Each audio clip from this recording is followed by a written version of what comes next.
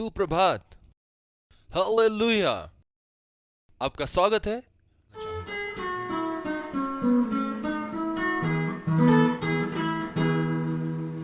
If ever there was just one day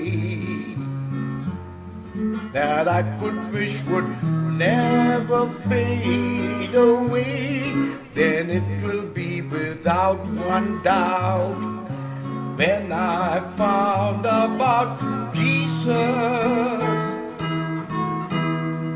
'Cause up till then I'd never known what it means to stand before his throne. I'd say I didn't realize the big surprise about him. Now I want to be pleased with me. I want my love to count for eternity. I'd be a fool to turn away now, no matter what I'm losing anyhow. It isn't just a passing phase. I know for sure my living Savior says I never could hope to gain if I lived again without him. If ever there was just one day I wish would never fade away, then it will be without wonder when I found about him.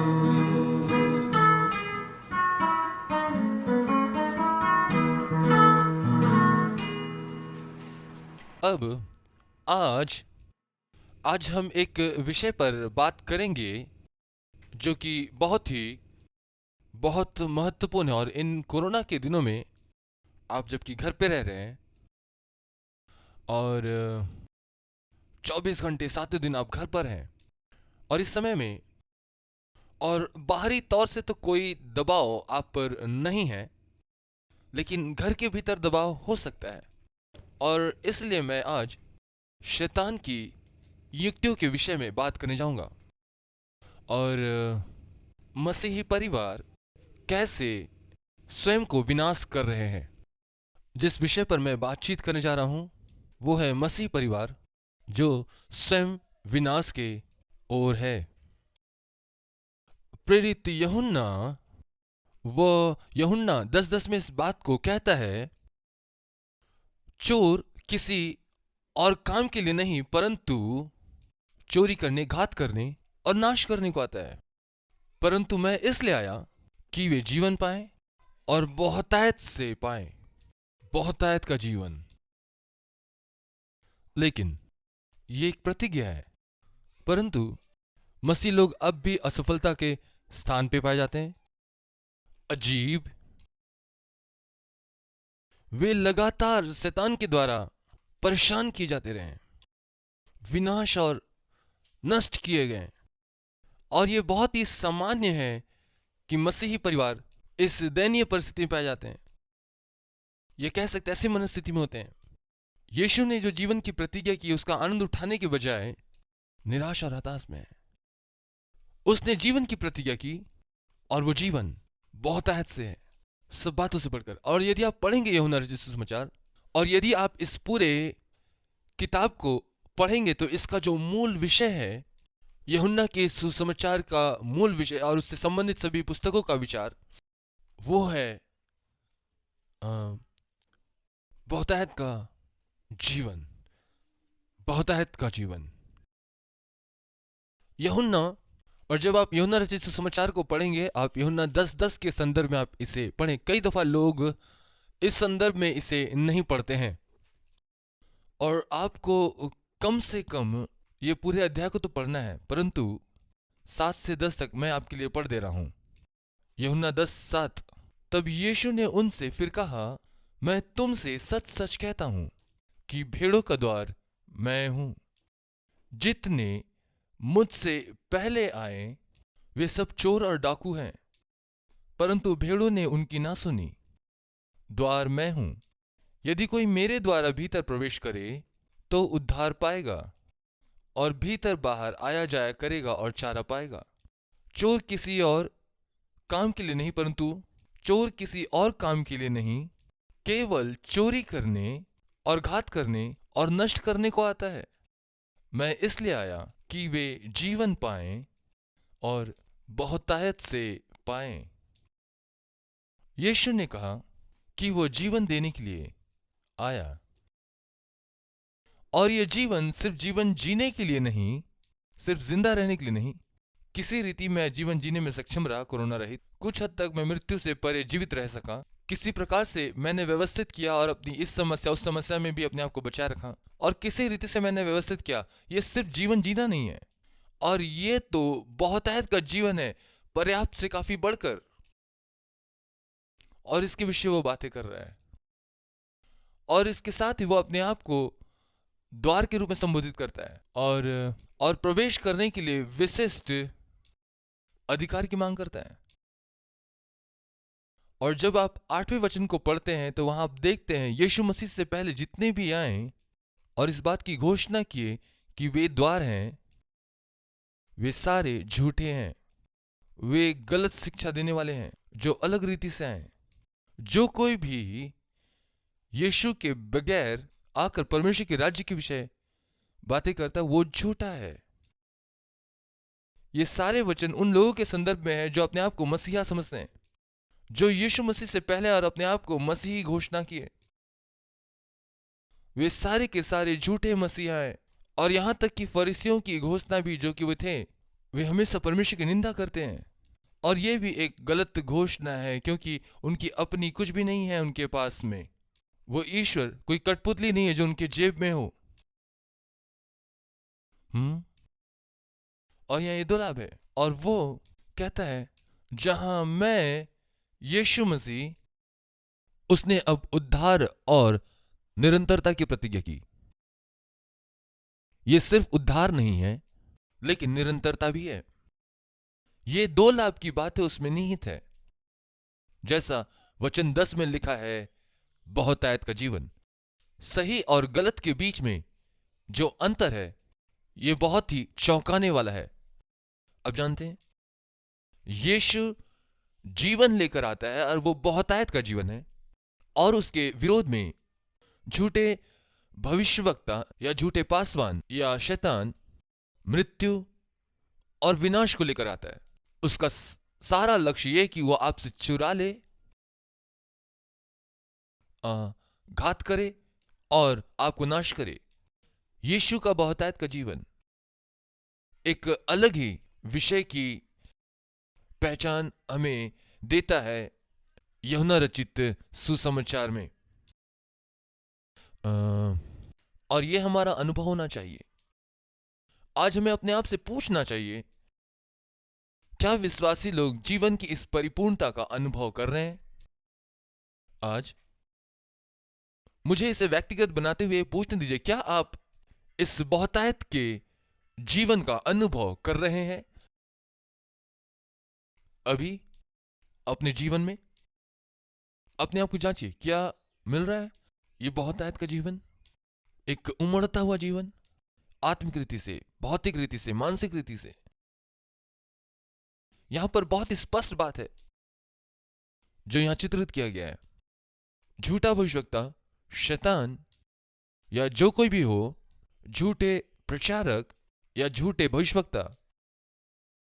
आज हम देख सकते हैं बहुत से झूठे भविष्यवक्ता है। जो मुख्य परिस्थिति है, भविष्यवक्ताओं की जांच होनी चाहिए।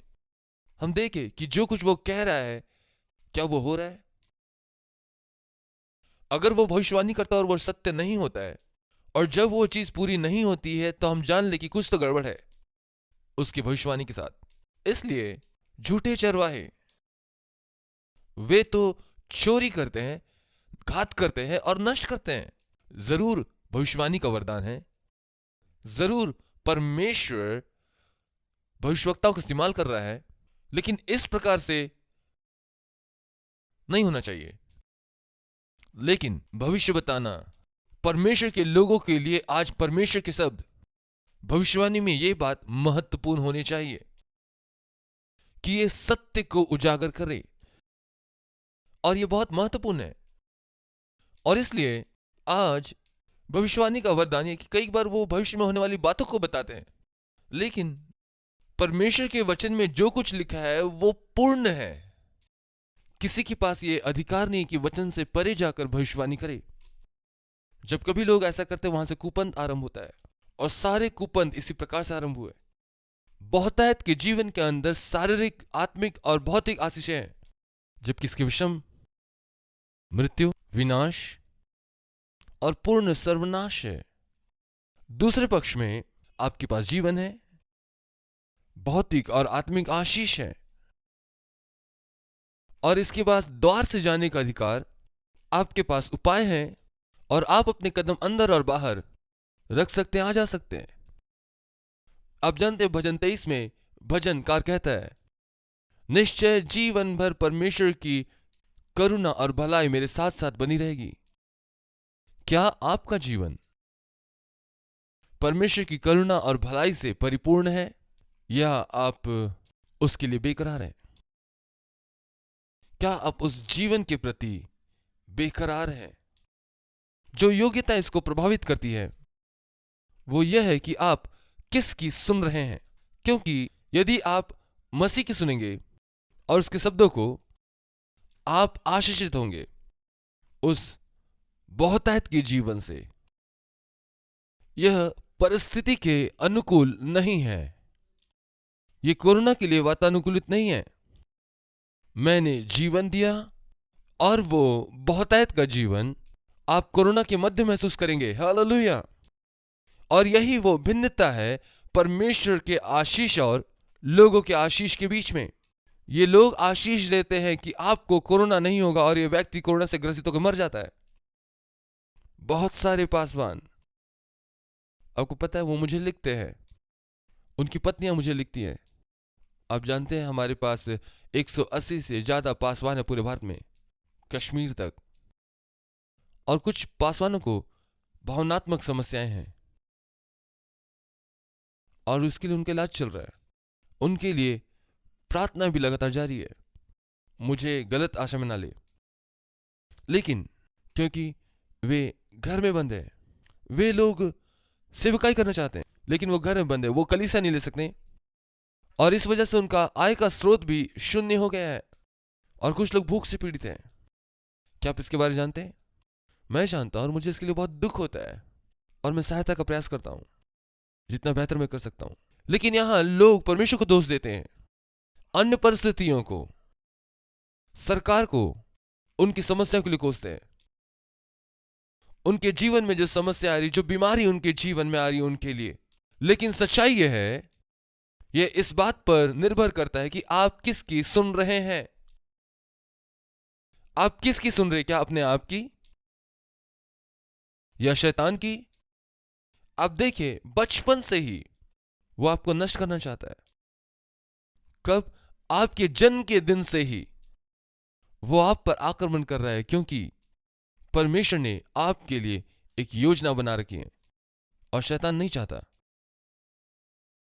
कि आप उस उद्देश्य को पूरा करें जो परमेश्वर ने आपके लिए रखा है।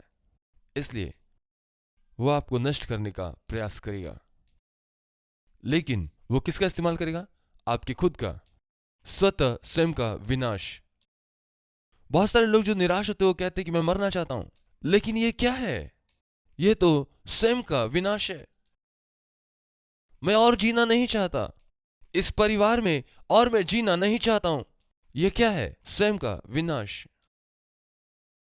अब जानते हैं, मनुष्य का सूक्ष्म दर्शन इस प्रकार के बहुतायत को और इस प्रकार के परिपूर्णता को, जो उमड़ने वाला है, असीम है, उसे प्रकट करने पाए, जो मनुष्य के जीवन में स्थान लेती है, प्रत्येक विश्वासी के जीवन में। आप इसे लें और सोचे, ये प्रत्येक विश्वासी के लिए है। मैं नहीं, ये परिवार के विषय है। आप उस भिन्नता को देखें। ये सिर्फ और सिर्फ एक व्यक्ति की बात नहीं है, ये व्यक्तिगत है और पारिवारिक भी है। जो भी किया एक व्यक्तिगत विश्वासी से आरंभ होता है, लेकिन वहां से ये परिवार में फैलना चाहिए, क्योंकि बिना परिवार के व्यक्तिगत आशीष वो गिनी नहीं जाती है। ये पारिवारिक आशीष होने पर परिवार में प्रतिबिंबित होने पाए, क्योंकि वही एकमात्र है जो इसकी बहुतायतता हर एक परिस्थिति में प्रकट होगी। एक दूसरे के साथ संवाद, एक दूसरे के साथ परस्पर संबंध, ये सूक्ष्म दर्शन दिखाने पाए और तब ये कलीसिया में बढ़ने पाए। और यह आशीष कलीसिया में बहुतायत के साथ होने पाए। ये आत्मिक बहुतायतता, ये भौतिक बहुतायतता, ये एक स्वास्थ्य की बहुतायता है और ये कलीसिया में होना चाहिए। सभी समस्या होने के बावजूद भी किसी प्रकार से हम इसे खो रहे हैं। परिवार में शांति नहीं है। 2 दिन शांति है तो 3 दिन सब अस्त व्यस्त। 2 दिन यदि आप खुश हैं, 3 दिन दयनीय हालत, मानो आप किसी ऊपर नीचे होने वाले झूले में बैठे हैं और इसके साथ ही आप यीशु का विरोध कर रहे हैं, ना कि मेरा। जब आप कहते हैं कि आपकी स्थिति बहुत दयनीय है, ओ मेरा जीवन दयनीय है, मैं क्या करूं, कोई मुझसे प्रेम नहीं करता, आपकी ये सारी बातें इस वजह से क्योंकि आप शैतान की सुन रहे हैं। और आप सोचते हैं, शैतान कहता है तुम यहां हो, यीशु कहता है नहीं, तुम वहां नहीं हो, क्योंकि मैं आ चुका हूं ताकि तुम्हें जीवन दूं। और वो जीवन बहुतायत का जीवन है। बहुतायत का मतलब पर्याप्त से कहीं बढ़कर, आपकी कल्पना से परे। और फिर आपका परिवार कलीसिया में आते हैं। आप जो कलीसिया है तब वो परिपूर्ण होता है, संपूर्ण देह बन जाता है, जो कि यीशु मसीह के आशीषों को प्रदर्शित करता है। यीशु मसीह की बहुतायत के जीवन को, यीशु के जीवन को प्रदर्शित करता है। वो संसार के लिए रोशनी बन जाते हैं और आप पूरे जगत के लिए नमक बन जाते हैं। आप कलीसिया कई बार भवन को बोलते हैं, ये तो मसीह की देह है, लेकिन किसी प्रकार से हम ऐसा कह तो रहे हैं लेकिन ऐसा जी नहीं रहे हैं। परिवार जो है उस पूरे ढांचा का मूल भाग है मसीह की देह में। ये बहुत तेजी से बिगड़ता चला जा रहा है। सारे संसार में तलाक पे तलाक हो रहे हैं। ये लगातार बढ़ता ही जा रहा है। भारत पूरी दुनिया को झूठ बोलता है कि भारत में तलाक की संख्या बहुत कम है, लेकिन मैं आपको बताऊं कितने परिवारों में पत्नियां जो है कड़वाहट के साथ घर में जी रही हैं। 10 साल, 15 साल, 20 साल वे लोग उस पीड़ा के साथ जी रहे हैं और कड़वाहट में हैं। और वे लोग अपने सारे बाहरी उद्देश्यों के लिए एक विवाहित जोड़े के रूप में रह रहे हैं। उनके बीच में कुछ तो गड़बड़ है मसीहत के अभ्यास में जो हम भारत में कर रहे हैं। तलाक जो है कोर्ट में नहीं होता है क्योंकि उन्हें समुदाय का डर होता है, लेकिन लोग बहुत दयनीय हालत में जी रहे हैं। माँ पिताजी से बात नहीं करते हैं और माँ जो है अपने बच्चे के पास जाती है और कहती है पिताजी से ये कह दो। मेरा एक मित्र हुआ करता था, जब मैं स्कूल में था 9वीं कक्षा में, उसके माता पिता बात नहीं करते थे। तब माँ ऐसा कहती, जाओ जाकर अपने पिता से 1000 रुपए मांग लाओ। ये लड़का जाता और जाकर अपने पिता से कहता, माँ 1500 रुपए मांग रही है। फिर वो 500 रुपए लेता। पिताजी ऊपर के कमरे में रहते और माँ नीचे रहती है। बहुत अद्भुत परिवार था, लेकिन हर कोई उनकी तरफ देखते। समाज में उनका रुतबा था। माँ जो थी ऊपर रहती थी और पिताजी तो नीचे रहते थे। और मेरा मित्र, उसे अपने पिता के पास जाकर के पैसा लाना होता था, लेकिन वो थोड़ा सा चतुर था। माँ ने 1000 कहा, लेकिन वो 1500 रुपये मांगता है और 500 रुपये अपना बनाता है। इसे देखिए, ये किस प्रकार का जीवन है। मसीह ने प्रतिज्ञा की, जो मसीह के देह के भाग है, जो यीशु मसीह के हैं, जिनके हृदय में यीशु रह रहे हैं, मां पिता से नफरत करती है। हाँ, पत्नी पति से नफरत करती है, पति पत्नी से नफरत करता है। आइए हम पहले परिवार की कुछ झलकियों को देखेंगे ताकि हम इस बात को समझ पाएं, इस परिवार की समस्या को। ये सारी बातें वहां से आरंभ हुई, इसलिए आइए हम लोग पीछे जाकर देखें और हम अपने दर्शन में हम देखें पहले परिवार को। हम कोई गलत दर्शन ना देखें, हम बाइबल पढ़ने जा रहे हैं। उत्पत्ति पहला अध्याय उसका 26 वचन 31 तक पढ़ेंगे, ठीक है। हम देखते हैं यहां में जो अभी हमने पढ़ा, मैं चाहता हूं कि आप इसे ध्यान से देखें। तो क्या होता है कि यहां पे हम देखते हैं गुणों को। आइए हम देखेंगे इस वचन के आधार पर परमेश्वर ने किन गुणों के साथ मनुष्य की सृष्टि की।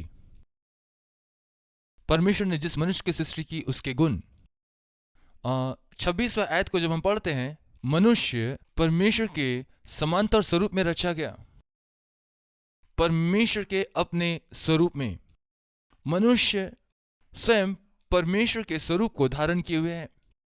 वो परमेश्वर तो नहीं, लेकिन वो परमेश्वर के स्वरूप में बनाया गया है।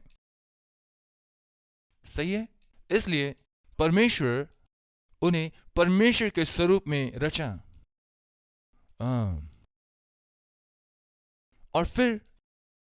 और वहां पर लिखा है, आओ हम मनुष्य को अपने स्वरूप में।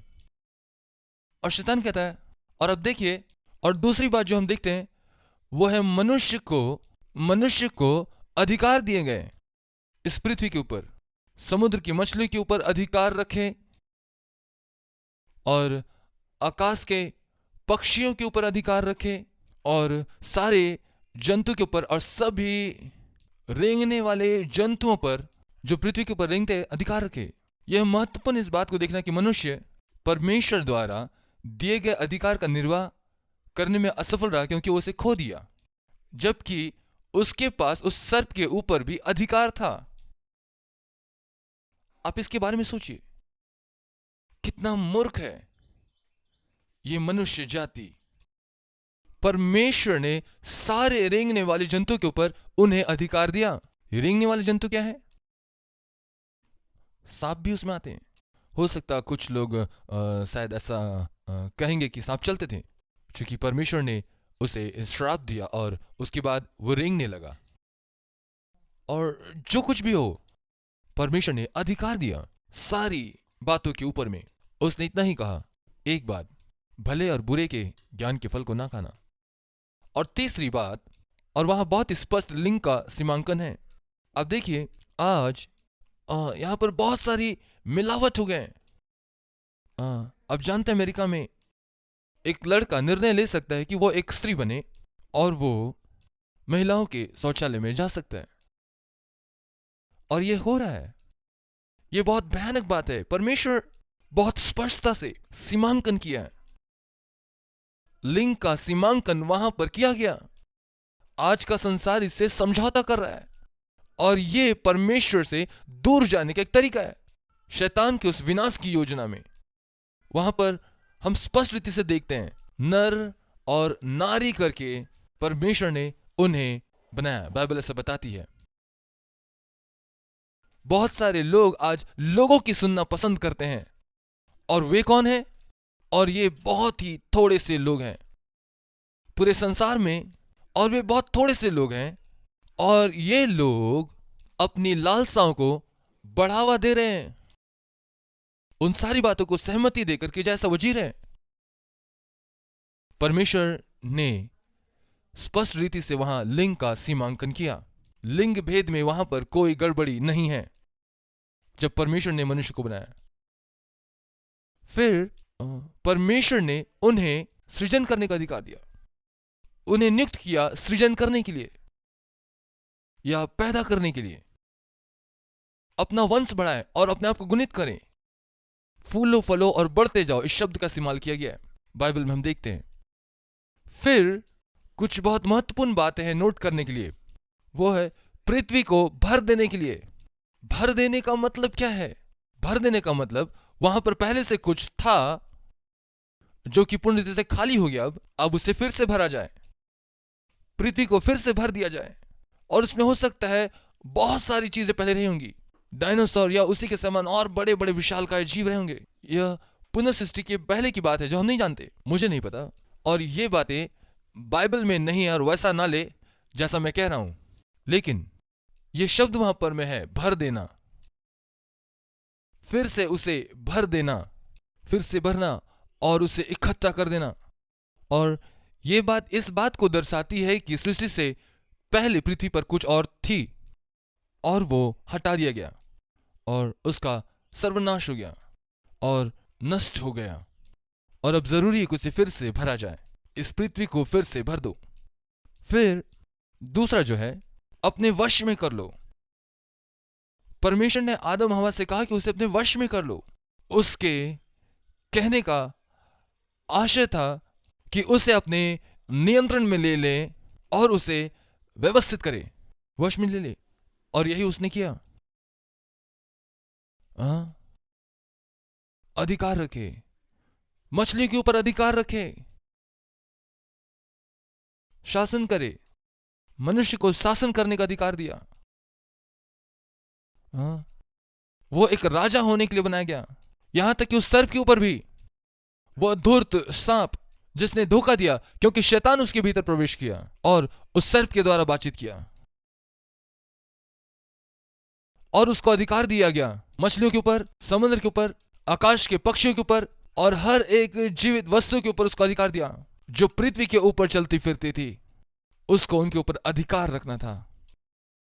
और सारी बातों को सृष्टि करने के बाद, इस सृष्टि की सृष्टि करने के बाद, परमेश्वर ने पाया कि मनुष्य अच्छा है।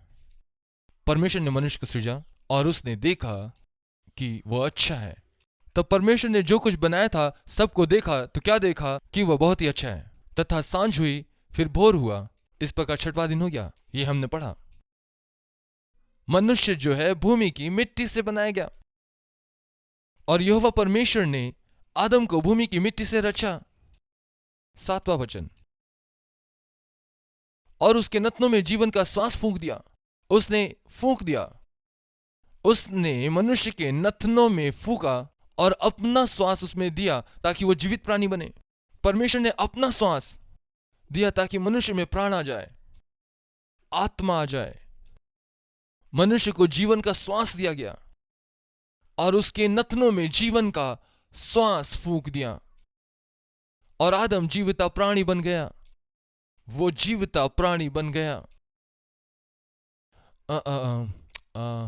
जीवन जो बहुतायत से था, एक जीवन जिसमें प्रचुरता थी, वो जीवन जिसमें एक पहचान थी, एक ऐसा जीवन जिसमें परमेश्वर की सारी परिपूर्णता थी, वो जीवन जिसमें अपनेपन का एहसास था, जो परमेश्वर के केंद्र में था।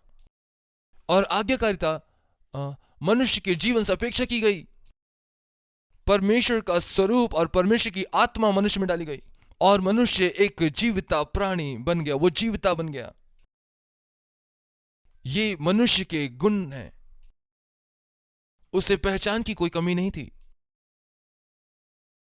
उसे कोई निराशा नहीं थी, उसे परमेश्वर के साथ अपनेपन का एहसास था और वो परमेश्वर के साथ संबंध में था। देखिए, बाइबल में इस पाप को छोड़ो, उस पाप को छोड़ो, इससे कहीं ज्यादा बढ़कर ये परमेश्वर के साथ संबंध के विषय बातें करती है और नया नियम भी इसी के विषय में बातें करता है। ये परमेश्वर के साथ संबंध है, ये पाप के विषय में नहीं है। किसी तरीके से हम इसके अंदर घुस जाते हैं और हम ये कहते हैं कि हमने ये पाप नहीं किया, मैं उससे ज्यादा धर्मी हूं। नहीं नहीं नहीं नहीं, आपका संबंध क्या है? क्या आप पवित्र आत्मा के और उसके वचन के निर्देश में चल रहे हैं? ये एक संबंध है। मसीहत कोई धर्म नहीं है, ये तो परमेश्वर के साथ एक संबंध है, उसके पुत्र यीशु मसीह के द्वारा, जो आकर के हमारे लिए मरा। और तब आप जानते हैं, आप पढ़ें, और ये एक अन्य विषय है, मैं इस विषय पर आगे नहीं जाऊंगा, उसे ज्यादा नहीं देखूंगा। लेकिन यदि आप दूसरे अध्याय उसका 11 और 12 पढ़ें, पहली धारा का नाम पिशोन है यह वही है जो हवीला नाम से सारे देश को जहां सोना मिलता है घेरे हुए है।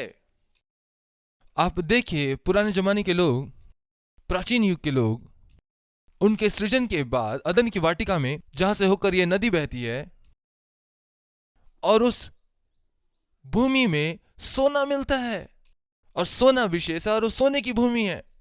यह अच्छा है, उत्तम गुणवत्ता का सोना था। वहां मोती और सुलेमानी पत्थर भी मिलते हैं, और वे कीमती पत्थरों के विषय में वहां पर बात की जा रही है।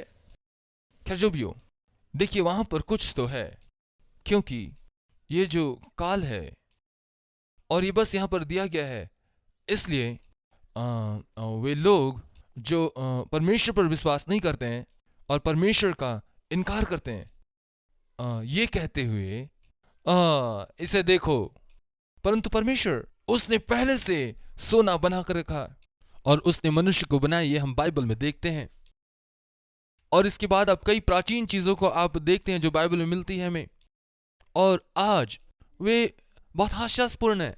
वे मिस्रियों के नक्काशी को देखते हैं और पत्थरों की कटाई जो बहुत सटीक नाप में है, यहां तक कि आज के इंजीनियर भी वैसा नहीं कर सकते। और बहुत ही खूबसूरत चमकदार बर्तन जो बनाए गए, आज हमारे पास वो तकनीक नहीं है। यदि आज उस प्रकार से किया जाए तो उसके लिए बड़ी कीमत चुकानी होगी, लेकिन उस समय के लोगों ने बस उसे यूं ही कर दिया। और उत्पत्ति 2:12, उस देश का सोना चोखा होता था। वहां मोती और सुलेमानी पत्थर मिलते हैं, और हम देखते हैं याजकों के वस्त्र में इस्तेमाल होता था, और प्रकाशित वाक्य में स्वर्ग के विषय ऐसा जिक्र किया गया है। लोग इन बातों को नहीं समझ पाते। जब वे स्वर्ग जाएंगे तो वो कहां जाएंगे, और जब स्वर्ग में आप इन्हें देखेंगे, आप चकित होंगे इस वचन के अनुसार से। हाँ, आपके पासवान ने शायद कई बार कहा हो कि आप आभूषण ना पहने। खैर, ये आभूषण आपका मूर्ति ना बनने पाए, बाइबल ये सिखाती है। परमेश्वर इसके बाद योजना बनाता है, एक वाटिका में मनुष्य को रखता है ताकि उसकी देखभाल करे। उत्पत्ति 2:15, जब यहोवा परमेश्वर ने आदम को लेकर अदन की वाटिका में रख दिया कि वह उसमें काम करे और उसकी रक्षा करे। दूसरा अध्याय उसका 16 वचन हम देखते हैं, तब यहोवा परमेश्वर ने आदम को आज्ञा दी कि तू वाटिका के सब वृक्षों का फल बिना खा सकते हो। 17वां वचन, पर भले या बुरे के ज्ञान का जो वृक्ष है उसका फल तू कभी ना खाना, क्योंकि जिस दिन तू उसका फल खाएगा उसी दिन तू अवश्य मर जाएगा। इब्रानी भाषा में तू अवश्य मर जाएगा, तू अवश्य मर जाएगा 2 बार दोहराया गया है, अर्थात यह निश्चित है, और उससे मृत्यु के महत्व और सामर्थ्य को बताया जा रहा है। वो निश्चित तुम्हारे ऊपर आएगा। अब हम देखते हैं हवा के सृष्टि को, आदम की पत्नी। फिर परमेश्वर यहोवा ने कहा, आदम का अकेला रहना अच्छा नहीं है, मैं उसके लिए एक ऐसा सहायक बनाऊंगा जो उससे मेल खाए। देखिए, इससे पहले आदम के पास बहुत सारे अधिकार थे कि वो सारे जीव जंतुओं का नाम रखे। 19वां वचन, और यहोवा परमेश्वर भूमि में सब जाति के बनेले पशुओं और आकाश में सब भांति के पक्षियों को रच कर आदम के पास ले आया। आदम के पास ले आया ताकि देखे कि वह उनका क्या नाम रखता है। जब आप देखिए, क्या आप अनुमति देंगे? मान लीजिए आपका कोई बच्चा है, और अब जानते हैं हमारे घर में जब मैं सबसे बड़ा बेटा हूँ, मेरी बहन जो मुझसे 2 साल छोटी है, और मेरा भाई जो 7 साल मुझसे छोटा है। जब मेरा भाई जन्म लिया वो बहुत प्यारा दिखता था, और मैंने प्रार्थना किया कि मुझे एक भाई मिले, और मेरी बहन ने प्रार्थना की थी कि उसे एक बहन मिले, और हम दोनों ही प्रार्थना करते, क्योंकि मेरी दादी माँ जो थी वो नर्स थी और डॉक्टर को घर बुला ले आई थी, और घर में ही डिलीवरी हुई। उन दिनों में घर में ही सब होता था, यदि आप ऐसा करा सकते। और फिर क्या होता है कि डॉक्टर आए और हम लोग प्रार्थना कर रहे थे, घुटने टेक कर प्रार्थना कर रहे थे। लगभग 12 बज चुके थे, 1 बजे या 2 बजे हम लोग इंतजार कर रहे हैं, मेरी दादी माँ बाहर आई, हम लोग प्रार्थना कर रहे थे, वो फिर चली गई। और किसी प्रकार से ये छोटा बच्चा वो पैदा हो गया और वो जोर से चिल्ला रहा था, वह। और हम लोग इंतजार करते कि बताइए भी बच्चे को बाहर लाए। और हम लोग जान पाए कि वो एक लड़का है। और मेरी बहन ने उसकी ओर देखा भी नहीं, क्योंकि उसे एक बहन चाहिए थी। हाँ, उसे बहन चाहिए थी। मैं खुश था, मुझे एक भाई मिला। भाई, क्योंकि कल्पना कीजिए, घर में सभी महिलाओं के साथ रहना ये काफी कठिन लगता था। और सभी महिलाओं के साथ रहना, और यहाँ तक कि मैं अभी भी महिलाओं को समझ नहीं पाया। मैं बहुत सारी गलतियां की। इसका यह मतलब नहीं मैं उन्हें पसंद नहीं करता, मैं प्रेम करता उन्हें, मेरी पत्नी, मेरे बच्चे। लेकिन यहाँ चारों तरफ जो है ज़्यादातर महिलाएं हैं, और कई बार मुझे समझ में नहीं आता, और कई बार गलती बस उन्हें दुख पहुंचाता हूँ। वाह, आइए हम लोग उसमें ना जाएं। और आदम को अधिकार दिया गया कि वो उन्हें नाम रखे। और दूसरी बात, ये जीव जंतु उसकी पत्नी नहीं हो सकते थे। देखिए, ये एक अन्य बात है। पशु किसी भी रीति से आदम की पत्नी नहीं हो सकती। परमेश्वर ने ऐसा नहीं कहा कि एक जंतु को उठा लो और उसे अपनी पत्नी बना लो। नहीं, उसने ऐसा नहीं कहा। आज लोग पशुओं के साथ यौन संबंध बना रहे हैं, वैश्यपन, और ये गलत है। लिंग का सीमांकन किया गया।